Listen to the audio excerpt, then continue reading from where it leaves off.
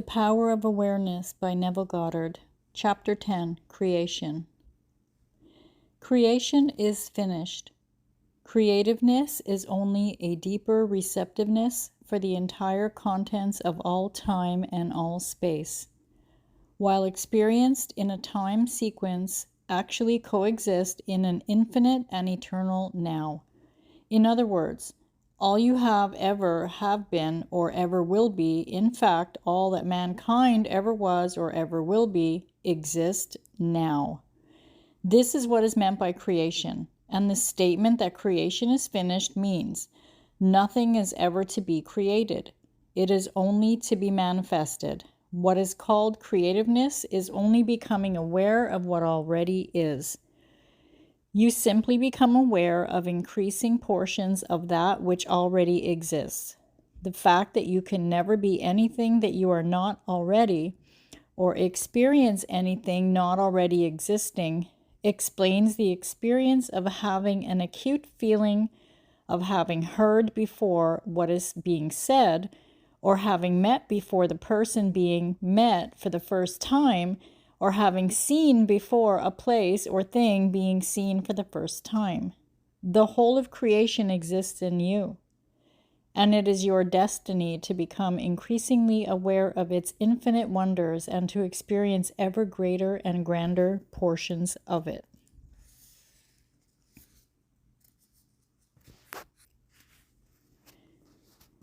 If creation is finished and all events are taking place now, the question that springs naturally to the mind is, what determines your time track? That is, what determines the events which you encounter? And the answer is your concept of yourself. Concepts determine the route that attention follows. Here is a good test to prove this fact. Assume the feeling of your wish fulfilled and observe the route that your attention follows. You will observe that as long as you remain faithful to your assumption, so long will your attention be confronted with images clearly related to that assumption. For example, if you assume that you have a wonderful business, you will notice how in your imagination your attention is focused on incident after incident relating to that assumption. Friends congratulate you, tell you how lucky you are.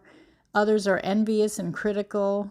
From there, your attention goes to larger offices, bigger bank balances, and many other similarly related events. Persistence in this assumption will result in actually experiencing, in fact, that which you assumed. The same is true regarding any concept. If your concept of yourself is that you are a failure, you would encounter in your imagination a whole series of incidents in conformance to that concept. Thus, it is clearly seen how you, by your concept of yourself, determine your present, that is, the particular portion of creation which you now experience, and your future, that is, the particular portion of creation which you will experience. So as I've talked about before, we actually create time. Humans create time. And it feels like, things are unfolding in weeks or months, but it's not. And I know it makes no sense to some of us, but that is how reality works.